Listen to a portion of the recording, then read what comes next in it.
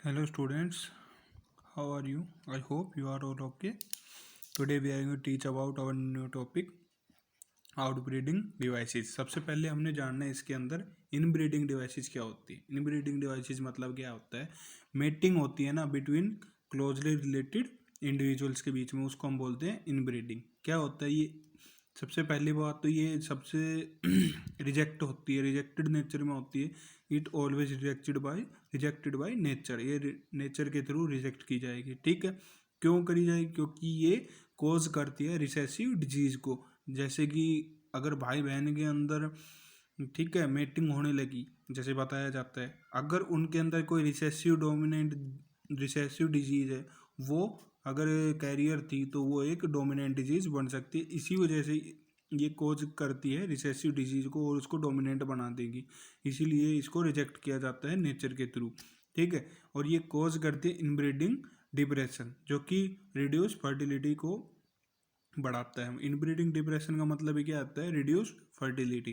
ठीक है, outbreeding devices क्या होते हैं?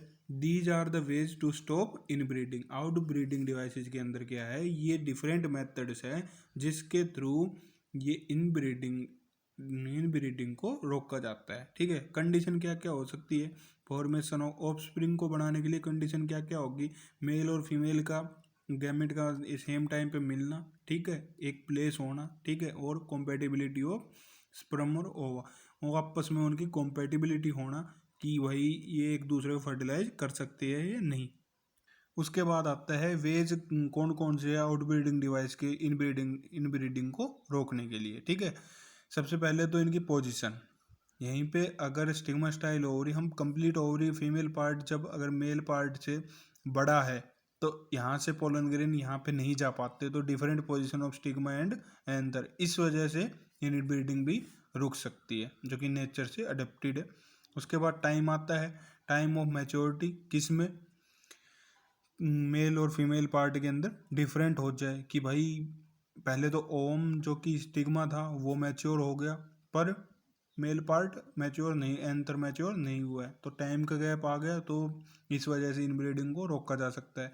उसके बाद थर्ड टाइप आता है कि प्लांट को ही चेंज कर दे, कि एंथर तो ये हो गया किसी अलग प्लांट के अंदर और ओवम किसी अलग प्लांट के अंदर। एग्जाम्पल पपाया के बताया गया इसके अंदर, इस कंडीशन में हम बोलते हैं डायोसी। ठीक है, चेंजमेंट ऑफ प्लांट। उसके बाद सेल्फ इनकम्पेटिबिलिटी आता है, जिसके अंदर स्टिग्मा और एंथर की सेल्फ जो कंपेटिबिलिटी है एक दूसरे को फर्टिलाइज करने की, उसको देखा जाता है कि हो सकता है कि एंथर पहले मैच्योर हो गया पर उस टाइम पे स्टिग्मा मैच्योर नहीं हुआ हो, या फिर स्टिग्मा मैच्योर हो गया एंथर मैच्योर नहीं हुआ हो। ये सारी चीज़ें क्या करती है? स्टॉप करती है इनब्रीडिंग डिवाइसेस को। ठीक है, उसके बाद आता है pollen pistol interaction. Pollen pistol interaction का मतलब है कि जब पोलन एंथर के ऊपर से पिस्टिल के ऊपर स्टिग्मा पार्ट पर आएगा, उसको हम बोलते हैं पोलन पिस्टल इंटरेक्शन। ठीक है, ये सिंपली मैंने एक डायग्राम बना रखा है बेटा, इसके अंदर दिखाया गया है कि जब पोलन ग्रेन यहाँ पे आता है तो जनरली बताया जाता है कि 60% जो एंजियोस्पर्म है उसके अंदर 2 सेल स्टेज में पोलन ग्रेन यहाँ पे आता है, जो मैं पढ़ा चुका हूँ आपको। ठीक है, अब यहाँ पे एक तो वेजिटेटिव सेल दिखा रखी है, एक जनरेटिव सेल दिखा रखी है। ठीक है, जिसको हम मेल गैमेट भी बोलते हैं, पोलन ग्रेन है ये। ठीक है, जो कि इसे वेजिटेटिव सेल को ट्यूब सेल बोल रहा था, जो कि क्या कर रहे थे, यहाँ स्टिग्मा के ऊपर आने के बाद क्या इसके ऊपर सबसे पहले होगा केमिकल सिग्नलिंग। केमिकल सिग्नलिंग मतलब होता है कि इनका इंट्रोडक्शन जैसे पोलन ग्रेन का हुआ तो इसका रिकॉग्निशन प्रोसेस चलेगी, मतलब कि इस स्टिग्मा पर ये एंथर कॉम्पेटिबल है या नहीं, कि ये स्टिग्मा इस पोलन ग्रेन का सेम प्लांट या सेम फ्लावर है या नहीं। तो सेल्फ केमिकल सिग्नलिंग चलेगी किसके बिटवीन? पोलन और पिस्टिल के बीच में। ठीक है, क्या हुआ, ये जो वेजिटेटिव या ट्यूब सेल थी इसके अंदर से अब अराइज होगी पोलन ट्यूब। पोलन ट्यूब किसके थ्रू अट्रैक्ट की जा रही है? ये जो सिनर्जिड सेल थी ना हमारे पास, यहाँ पे जो सिनर्जिड सेल्स थी उनके थ्रू केमिकल भेजे जा रहे हैं और इसको अट्रैक्ट किया जा रहा है।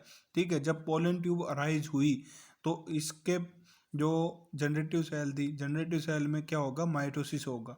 अराइज होने के बाद, माइटोसिस होने के बाद जो एक जनरेटिव सेल थी वो 2 में डिवाइड हो गई। अब कितने गैमेट हमारे पास? 2 मेल गैमेट है। ठीक है, अब 2 मेल गैमेट है, सिनर्जिड सेल के पास गए, सिनर्जिड से एक तो चला गया एग सेल के पास, जो कि क्या बनाएगा, जायगोट, ठीक है, जिसको हम सिनगैमी बोलते हैं। जायगोट मतलब कि फर्टिलाइजेशन हुआ, और प्लांट्स के अंदर क्या बोलते हैं, सिनगैमी, जायगोट इसने बना दिया। ये बेटा ये एग सेल थी। अब हमारे पास कितने मेल गैमेट बच गए, एक तो एग सेल के पास जायगोट बन गया, ठीक है, जो कि फ्यूचर प्लांट बनाएगा। उसके बाद आता है दूसरा जो मेल गैमेट था, वो अब ये कहाँ जाए, ये जाएगा जो हमारे पास टू पोलर न्यूक्लियाई थे, ठीक है, ये इसकी स्ट्रक्चर बेटा हम पहले देख चुके हैं पिस्टिल के बारे में सारे।